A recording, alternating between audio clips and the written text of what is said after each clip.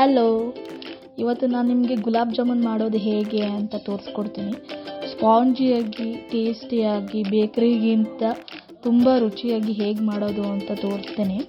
ಹೇಗೆ ಮಾಡೋದು ಅಂತ ನೋಡೋಣ ಬನ್ನಿ.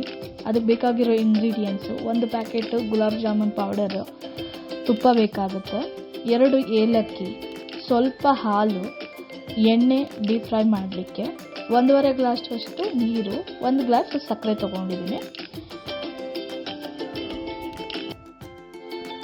ಫಸ್ಟ್ ಒಂದು ಪಾತ್ರೆ ತೊಗೊಂಡು 1 ಗ್ಲಾಸ್ ಸಕ್ಕರೆ ಮತ್ತು ಅದಕ್ಕೆ 1.5 ಗ್ಲಾಸಷ್ಟು ನೀರು ಹಾಕ್ಕೊಬೇಕಾಗುತ್ತೆ.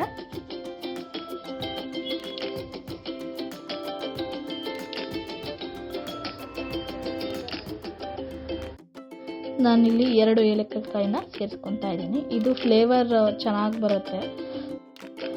1 ಎಳೆ ಪಾಕ ಬರೋವರೆಗೂ ಇದನ್ನು ಕುದಿಸ್ಕೊಬೇಕಾಗುತ್ತೆ.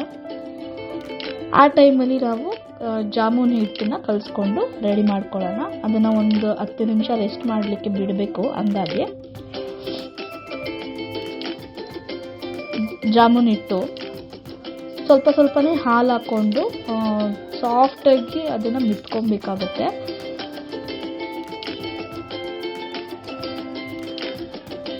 ಈಗ ನಾವು ಎಣ್ಣೆ ಕಾದಿದೆ, ಜಾಮೂನ್ ಬಾಲ್ಸ್ಗಳನ್ನ ಹಾಕ್ಕೊಳ್ಳೋಣ. ನಾನು ಫಸ್ಟೇ ಬಾಲ್ಸ್ ಎಲ್ಲ ರೆಡಿ ಮಾಡಿ ಇಟ್ಕೊಂಡಿದ್ದೆ.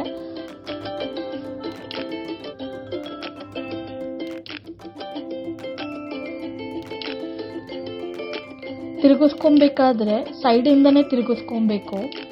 ಮಧ್ಯದಲ್ಲೆಲ್ಲ ನಾವು ಹಾಕೋದ್ರಿಂದ ಸ್ಪೂನ್ ಆಗಲಿ ಇಲ್ಲ ಸೌಟು ಏನು ಯೂಸ್ ಮಾಡ್ತೀವಿ ಅದನ್ನು ಬ್ರೇಕ್ ಆಗೋ ಚಾನ್ಸಸ್ ಇರುತ್ತೆ. ಸೊ ನಾವು ಸೈಡಿಂದನೇ ತಿರುಗಿಸ್ಕೊತಾ ಇರಬೇಕು ಮತ್ತು ಲೋ ಮತ್ತು ಮೀಡಿಯಮ್ ಫ್ಲೇಮ್ ಮಧ್ಯದಲ್ಲಿ ಇರಬೇಕು.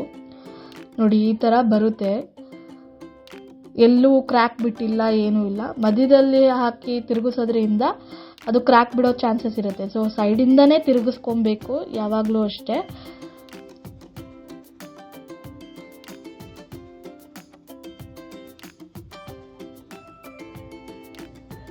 ರೆಡಿಯಾಗಿದೆ.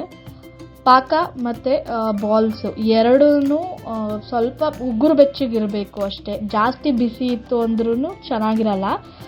ಅದು ಇದು ಎರಡೂ ಸ್ವಲ್ಪ ಉಗುರು ಬೆಚ್ಚಗಿತ್ತು ಅಂದರೆ ಸಾಕಾಗತ್ತೆ.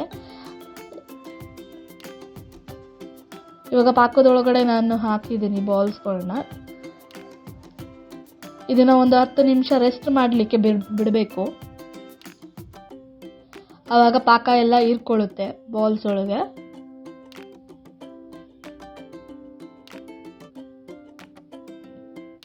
ನೋಡಿ ಎಷ್ಟು ಸ್ಪಾಂಜಿಯಾಗಿ ಇದೆ ಮತ್ತು ಎಲ್ಲೂ ಕ್ರ್ಯಾಕ್ ಬಿಟ್ಟಿಲ್ಲ. ಈ ರೆಸಿಪಿನ ಟ್ರೈ ಮಾಡಿ ಹೇಗೆ ಬಂತು ಅಂತ ಕಾಮೆಂಟ್ಸ್ ಮೂಲಕ ತಿಳಿಸಿ. ಇಷ್ಟ ಆದರೆ ಒಂದು ಲೈಕ್ ಮಾಡಿ. Please do subscribe to my YouTube channel. Thank you for watching.